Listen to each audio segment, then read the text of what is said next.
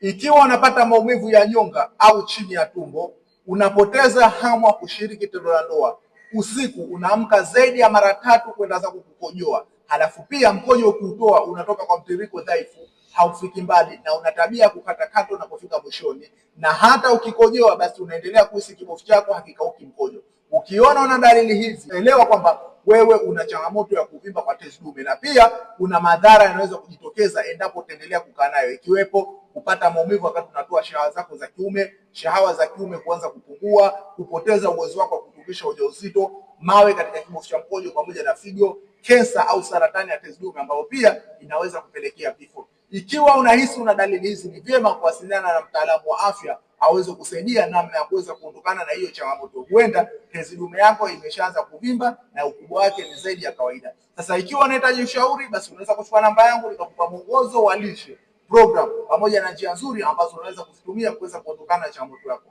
Ondoa chanzo, kutibu tatizo lako.